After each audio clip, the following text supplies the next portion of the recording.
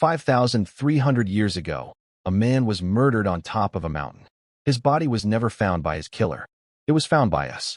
Frozen solid. Skin still on. Blood still in his veins.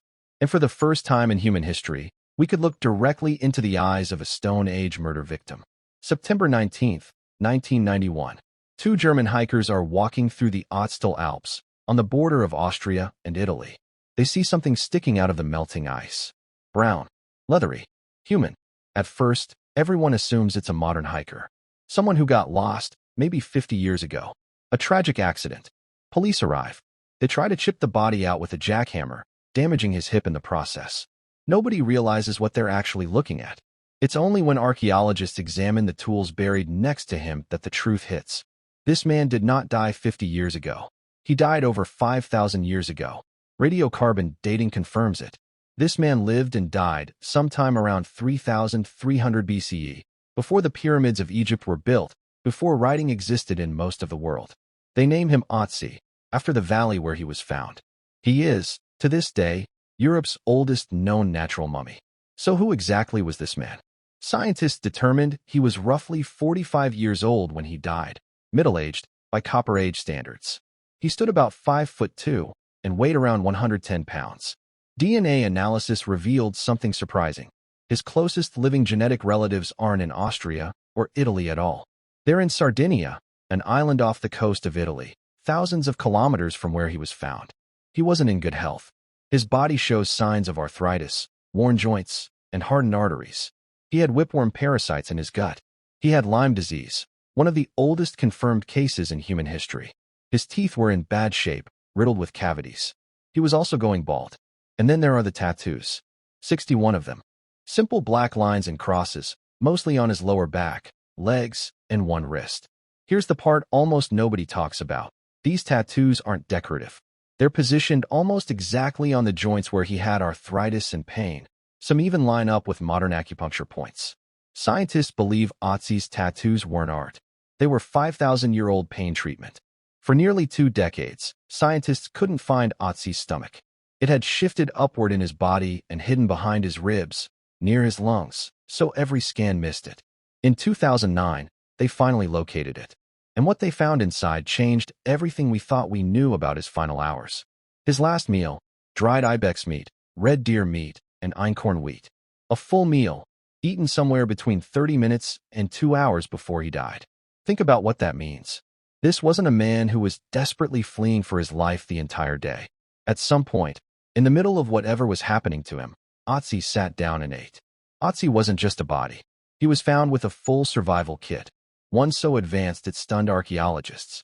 He carried a copper-bladed axe, one of the oldest and best-preserved copper tools ever discovered. Copper metallurgy was cutting-edge technology in his era. Almost nobody had access to it. This wasn't a peasant's tool. This suggests status. He had a longbow, carved from yew wood, and a quiver of 14 arrows, though only 2 were finished and usable. He carried a flint dagger, a fire-starting kit with embers wrapped in maple leaves, and a net, likely for catching birds. His clothing was just as sophisticated, a coat stitched from sheep and goat hide, a bearskin hat, a grass cape that worked like a raincoat, and shoes stuffed with grass for insulation, essentially Copper Age winter boots. This was not a man caught off guard. This was a man prepared for a long journey, or for a fight.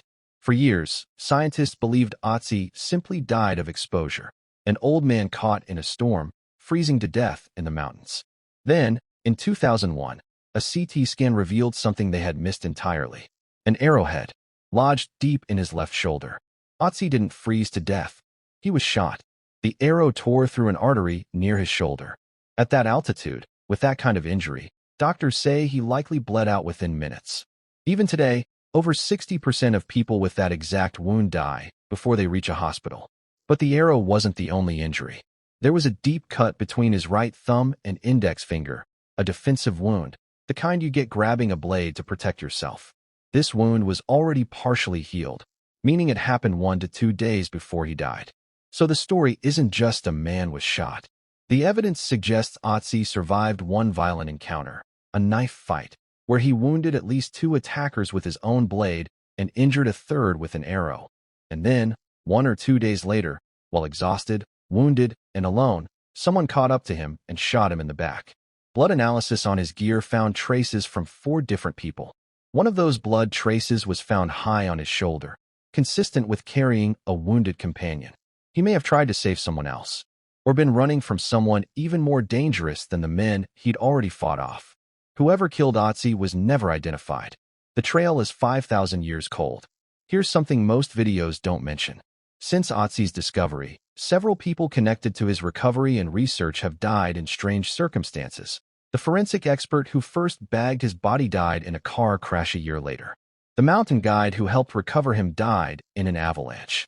One of the hikers who found him fell to his death in the same mountains, 13 years after the discovery. The press nicknamed it the Curse of the Iceman. Scientists say it's coincidence. Hundreds of people worked on this case, and tragedy happens in any large group over enough years. Still, it's a strange footnote to an already strange story. Otzi isn't just a murder mystery. He's the single most detailed window we have into ordinary human life 5,000 years ago. Before him, everything we knew about the Copper Age came from broken pottery and rough sketches. Otzi gave us a body, a face, a stomach full of food, tools that still had fingerprints in the wood, clothes stitched by hand.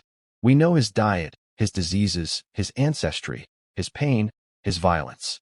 We know he tried to treat his own arthritis with primitive tattoos. We know he ate a proper meal in his final hours, possibly while wounded, possibly protecting someone he cared about.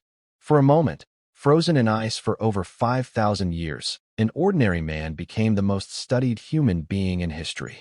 Today, Otzi lies in a refrigerated chamber in Bolzano, Italy, kept at a precise -6 degrees Celsius, the same cold that preserved him for 53 centuries.